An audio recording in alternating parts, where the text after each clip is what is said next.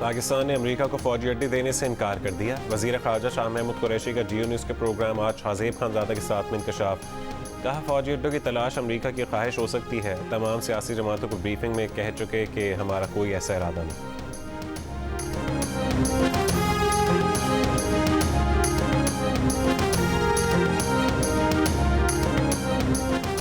अमरीकी फ़ौजी हवाई अड्डों के हवाले से गुफ्तगू की तफसीलात नहीं बता सकते। अमरीका के कौमी सलामती के मुशीर जैक सुलेवन का बयान। कहा, पाकिस्तान के साथ सिफारती दिफाई और इंटेलिजेंस की सतह पर गुफ्तगू हुई। ये गुफ्तगू सिर्फ पाकिस्तान तक महदूद नहीं बल्कि खित्ते के दीगर ममालिक के साथ भी जारी है।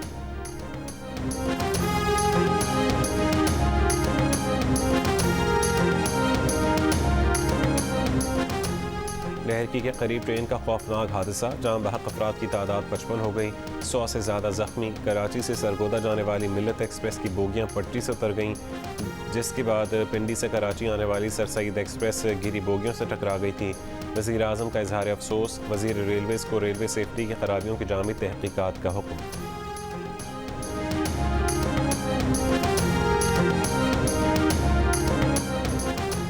वज़ीर इत्तलात फवाद चौधरी ने रेलवे हादसात का जिम्मेदार नून लीग और पीपल्स पार्टी को करार दे दिया। कौमी असम्बली में इजहार ख्याल करते हुए कहा कि नून लीग और पीपल्स पार्टी रेलवे में सरमायाकारी करते तो आज हादसात न होते। नवाज शरीफ की हुकूमत ने रेलवे ट्रैक की खरीद लिए। ऑरेंज ट्रेन लाइन पर खर्च किया गया पैसा रेलवे पर खर्च होता तो हादसात का सामना ना करना पड़ता। जियो न्यूज़ के प्रोग्राम आज शाहज़ेब खानज़ादा के साथ में मज़ीद कहा कि हुकूमत ने रेलवे लाइनों का नहीं बल्कि इंजनों का बजट कम किया है। इंजनों पर पैसा खर्चने की वजह से ही रेलवे तबाह हुई और साद रफ़ीक इसीलिए नैब को मतलूब।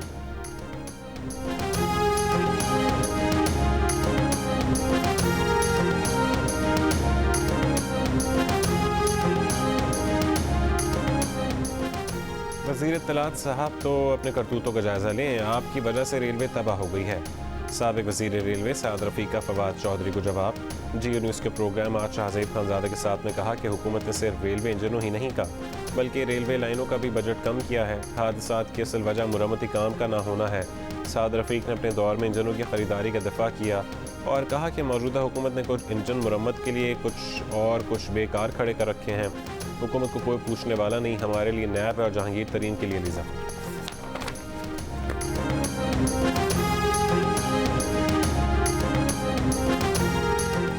हादसे का जिम्मेदार कौन? रेलवे हुक्काम ने एक दूसरे पर जिम्मेदारी डालना शुरू कर दी। डिप्टी सुपरिटेंडेंट रेलवे सक्कर तारिक लतीफ़ ने बताया कि रेलवे का ट्रैक काफ़ी पुराना है।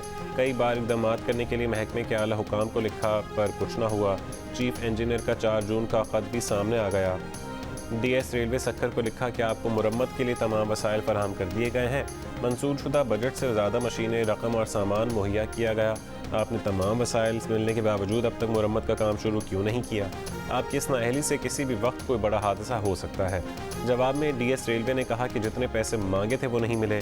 100 रुपये का काम 1 रुपये में नहीं होता। गुड्डे गुड्डी का खेल नहीं है। हज़ारों लोगों की ज़िंदगी दांव पर लगी होती है।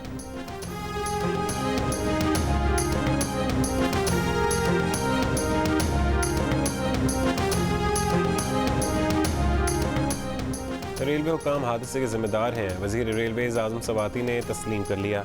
कहा कि सक्कर डिवीज़न का ट्रैक बहुत ख़तरनाक है। 3 दिन कबल DS रेलवे सक्कर ने वाज़े कर दिया था कि वो इस ट्रैक पर ट्रेनों को नहीं चला सकते। आज़म सवाती ने यह भी कहा कि उन्हें रेलवे के अंदर से आवाज़ें आ रही हैं, ये एक माफिया है, खुद तहकीकात करेंगे। सक्कर का DS अच्छा इंसान है। आज़म सवाती ने कहा कि हादसे के जिम्मेदारों को माफ़ नहीं किया जाए।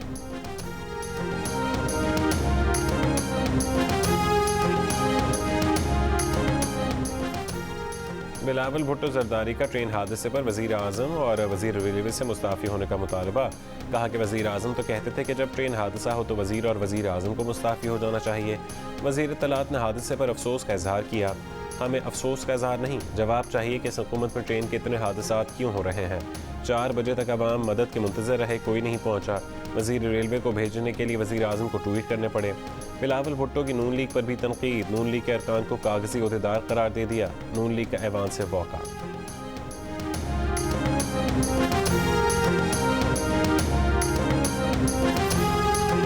सक्कर डिवीजन में 13 मकामात पर ट्रैक की हालत ठीक न होने की तहरीरी रिपोर्ट के बावजूद मुजरमाना गफलत क्यों बरती गई। शहबाज शरीफ का हुकूमत से सवाल। वाक़ई की गैर जानबदाराना तहक़ीक़ात का मुतालबा। मौलाना फजल रहमान बोले ट्रेन हादसों की रोकथाम तभी मुमकिन है जब गफलत के मुर्तकब अफराद को सज़ा दी जाए। अमीर जमात इस्लामी सिराजुल हक ने कहा कि एक साल में ट्रेन के 137 हादसात हुए, हुकूमत खामोश तमाशाई बनी हुई है।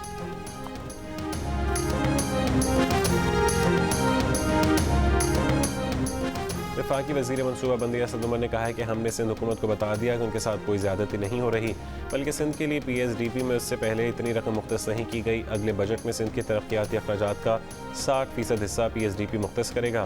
प्रोग्राम आज शाहज़ेब खानज़ादा के साथ में गुफ्तगू में उनका कहना था कि सक्कर मोटरवे के लिए वफाकी हुकूमत अरबों की सब्सिडी दे रही है।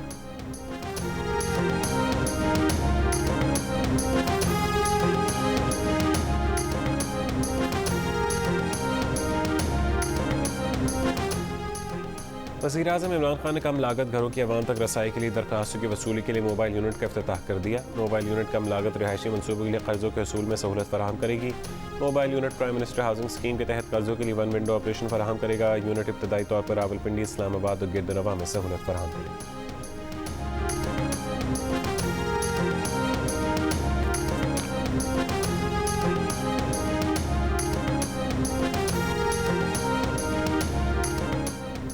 महकमा दाखिला सिंध का कोरोना SOPs का नया हुक्मनामा जारी। शहरों में कारोबार रात 8 बजे तक खोलने, बेकरियां और दूध की दुकानें रात 12 बजे तक खुली रहेंगी। रेस्टोरेंट को आउटडोर सर्विस की इजाज़त। रेस्टोरेंट टेक अवे सर्विस रात 12 बजे तक कर सकेंगे। जिम, इंडोर गेम्स पर पाबंदी बरकरार। ओपन एरिया में खेलों की इजाज़त होगी। शादी हॉल्स, पार्क्स, एम्यूजमेंट पार्क्स बंद रखने का फैसला। सरकारी और निजी दफातर में 50% अमले को बुलाने की इजाज़त होगी। खुली फ़ज़ा में शादी तकरीबात में 150 मेहमानों तक की इजाज़त होगी। कराची में जुमे और इतवार को कारोबार बंद रहेगा। कारोबारी मराकज़ में काम करने वाले मुलाजमीन की कोरोना वैक्सीनेशन लाजमी करार।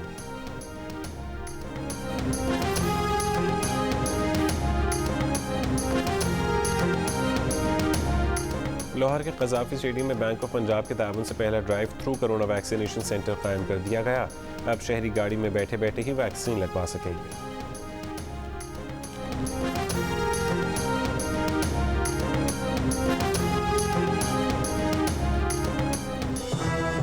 My name is Mangu Mangu जान मंगू द वॉशिंग मशीन। दोस्तों, वक्त आ गया है कि कोरोना वायरस के खिलाफ हम अपनी आस्तीनें चढ़ा लें। भाई कोरोना वैक्सीन जो आ गई है। मामूल की ज़िंदगी बहाल देखना चाहते हैं तो वैक्सीन को हाँ, कोरोना को ना। आप भी आस्तीन चढ़ाएं, वैक्सीन लगवाएं। डोंकी किंग भी कोरोना वैक्सीनेशन की आगाही मुहिम चलाने में पेश।